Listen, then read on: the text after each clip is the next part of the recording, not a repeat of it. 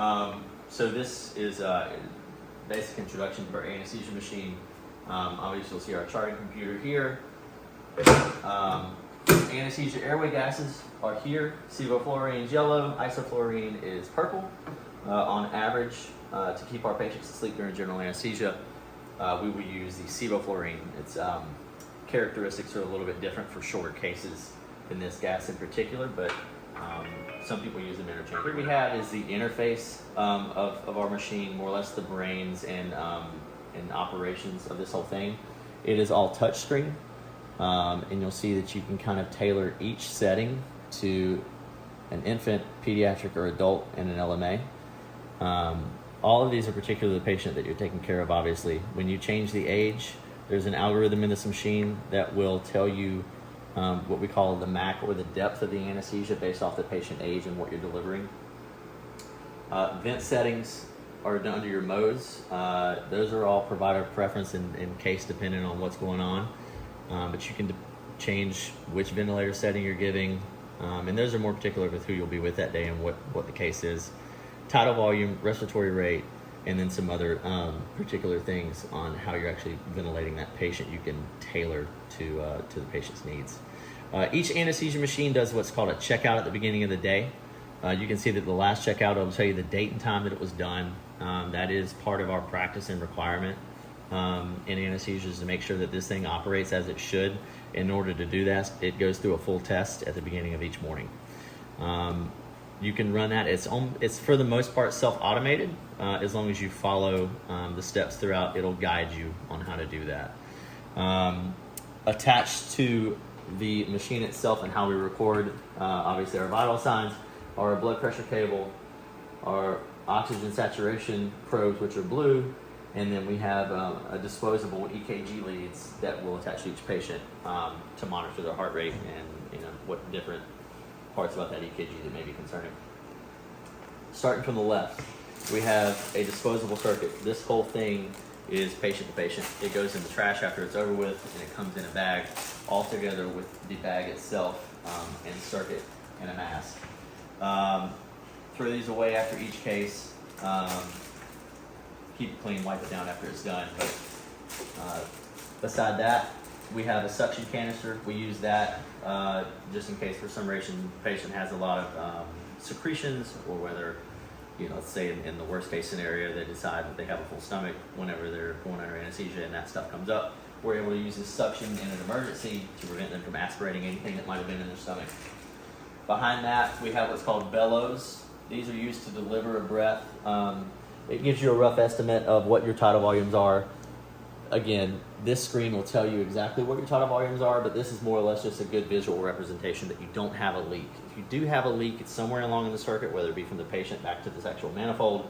This thing will not fill up, so it's one of your first indicators if you do have a leak, which can be a big deal, because if you're not ventilating the patient, that'll be a good sign and a good visual representation that that's going on.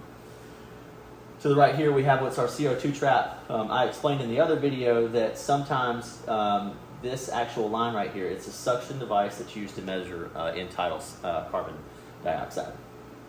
This trap, if it gets any kind of fluid in it, can suck up the fluid actually into this trap, and it can block sometimes the ability to read the end-tidal CO2. So this actually, instead of being disposable, and it might not pop off for me now, I can take some.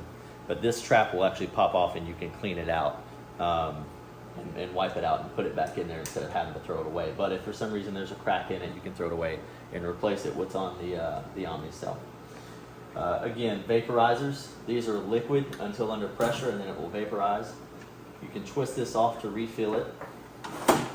Take your bottle from the Omnicell, attach it to this key, plug this key in, and this level here will give you a guide on how full it needs to be, or how, whether it's empty or full, on top of an indicator on your electronic screen that will let you know when you're running low.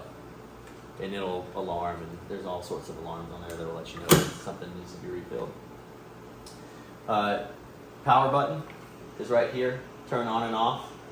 If for some reason that gets switched during the middle of the case, it will not actually turn off the anesthesia machine. It'll give you a 10-second reminder that you have turned it off before it actually powers down. So if that happens by accident, you can just switch it back on. Don't worry, it's not going to stop working immediately. Your auxiliary oxygen and suction are both right here and right here. So this is oxygen. If you're doing a MAC, we call it a MAC case, but it means monitored anesthesia care. You would attach your nasal cannula here, and then the other end-tidal port here. And you can titrate anywhere from 2 liters up to 10 liters with this. And we use that a lot, obviously, when we're just doing anything without a general anesthetic and artificial airway. Suction is set to on. You can kind of hear it. It's audible. A lot of the times, if you're having any kind of issues with suction, it's either that this isn't turned on or that there is a switch over here on this suction.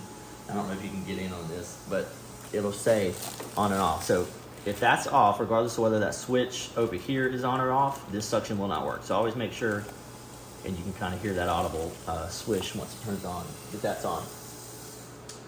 We're gonna go through these drawers real quick. Top drawer, you have your temperature sensing probes. These are skin, technically skin temp probes. A lot of the times people will pop this sticker off and there's a little lead on the end of that you can use as a nasopharyngeal temperature probe. Nasal cannulas, regular nasal cannula, and if you're doing a monitored anesthesia care case, this is an end-tidal CO2 cannula. It'll measure what you're expiring from, and for the most part, end-tidal carbon dioxide. And then we have simple mask if you have to deliver a higher concentration of oxygen to the patient during those cases. Below that are our EKG leads. Each of these are disposable, and they come with more foam electrodes. If for some reason one falls off, you can replace it with that pack. Our oxygen saturation probes are here. It will say on here less than 3 kilograms or greater than 40 kilograms. It really just depends on the size of your patient. These are mostly used with pediatric patients. Most of our saturation probes already have a permanent, or reusable, I should say, probe that goes on the tip of the finger, but if for some reason you're missing one or it's not working, you can use this. This is an interchangeable device. Below that, blood pressure cuffs. I would say we use these more common than somebody might think. A lot of the times patients will come to PACU with just a normal, or come from pre-op with just a normal blood pressure cuff. They may be a little bit smaller and your blood pressure cuff reading could be low because of that. So to get the appropriate cuff on, it is important because it does make a difference in your blood pressure reading. You can find those cuffs in here. Last drawer down here, you'll find an IV kit, or tub I should say. You have an IV start kit, which comes with a tourniquet, a tegaderm tape, and chlorhexidine. And then you have different size angiocaths, anywhere from 18 gauge up to 24 gauge. 18 gauge is green, 20 gauge is pink, 22 gauge is blue, and 24 gauge is yellow. And then you'll find Coban. A lot of the times we use this for pediatric patients because they may wake up confused and want to reach for the IV and pull it out. This helps prevent that. We have eye goggles. These can be used in any case where you think there may be instrumentation up near the head, or if they're working near the eyes, and tape might not just be good enough. These have plastic shields on them, so it'll actually prevent pressure from being applied to the eyes during a case. These are awesome for like any kind of robot or those types of cases. That is the anesthesia machine. Feel free to ask questions.